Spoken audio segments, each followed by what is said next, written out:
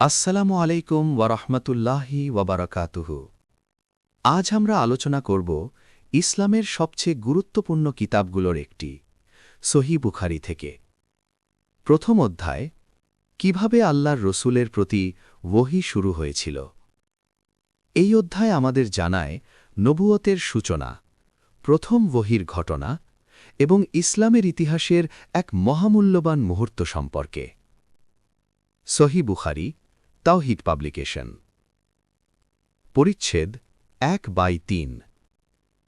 জাবির ইবনে আবদুল্লাহ আনসারী রাদিয়াল্লাহু আনহু ওহী স্থগিত হওয়া প্রসঙ্গে বর্ণনা করেন যে আল্লাহর রসূল সাল্লাল্লাহু আলাইহি ওয়াসাল্লাম বলেছেন, একদা আমি হাঁটছি, হঠাৎ আসমান হতে একটি শব্দ শুনতে পেয়ে আমার দৃষ্টিকে উপরে তুললাম। দেখলাম সেই ফেরেশতা যিনি হেরা গুহায় আমার নিকট এসেছিলেন, আসমান ও জমিনের মাঝে এক আসনে উপবিষ্ট। এতে আমি শঙ্কিত হলাম। অবিলম্বে আমি ফিরে এসে বললাম, আমাকে চাদর দ্বারা আবৃত করো, আমাকে চাদর দ্বারা আবৃত করো। অতঃপর আল্লাহ তাআলা অবতীর্ণ করলেন, হে বস্ত্রাবৃত রসূল, উঠুন, সতর্ক করুন, আর আপনার রবের শ্রেষ্ঠত্ব ঘোষণা করুন, এবং স্বীয় পরিধেয় বস্ত্র পবিত্র রাখুন, এবং অপবিত্রতা থেকে দূরে থাকুন।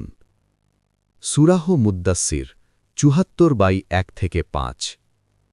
অতঃপর ওহী পুরোদমে ধারাবাহিক অবতীর্ণ হতে লাগল। আবদুল্লাহ ইবনে ইউসুফ রাহিমাহুল্লাহ ও আবু সালেহ রাহিমাহুল্লাহ অনুরূপ বর্ণনা করেছেন। হিলাল ইবনে রাদ্দাদ রাহিমাহুল্লাহ জুহরি রাহিমাহুল্লাহ থেকেও অনুরূপ বর্ণনা করেছেন। ইউনুস ও মাম্মার ফুয়াদাহু এর স্থলে বাওয়াদিরুহু শব্দ উল্লেখ করেছেন।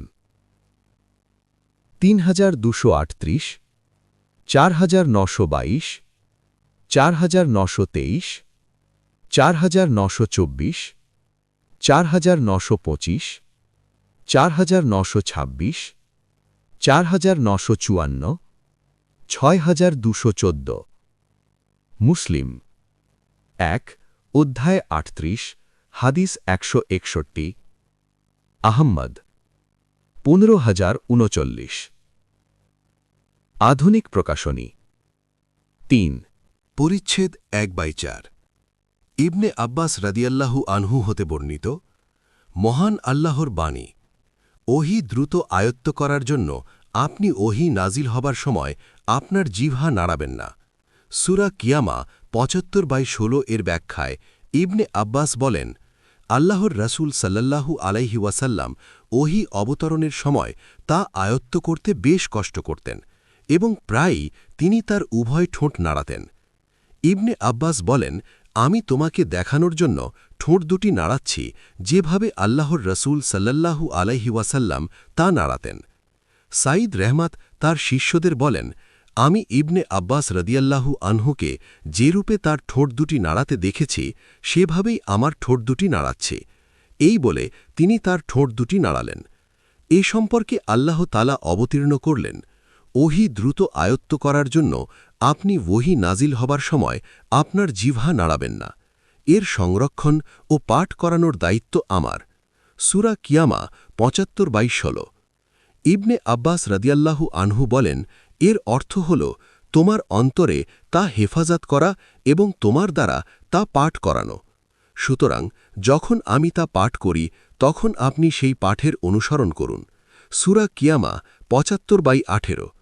ইবনে আব্বাস রাদিয়াল্লাহু আনহু বলেন, অর্থাৎ মনোযোগ সহকারে শুনুন এবং চুপ থাকুন। তারপর এর বিশদ বর্ণনার দায়িত্ব তো আমারই। সূরা কিয়ামা 75/19। অর্থাৎ তুমি তা পাঠ করবে, এটাও আমার দায়িত্ব। তারপর যখন আল্লাহর রাসূল সাল্লাল্লাহু আলাইহি ওয়াসাল্লামের নিকট জিবরিল আলাইহিসসালাম আসতেন তখন তিনি মনোযোগ দিয়ে কেবল শুনতেন। জিবরিল চলে যাবার পর তিনি যেমন পাঠ করেছিলেন আল্লাহর রাসূল সাল্লাল্লাহু আলাইহি ওয়াসাল্লামও তদ্রূপ পাঠ করতেন। মুসলিম 4/32, হা 448। আহমদ 3191। আধুনিক প্রকাশনী 4।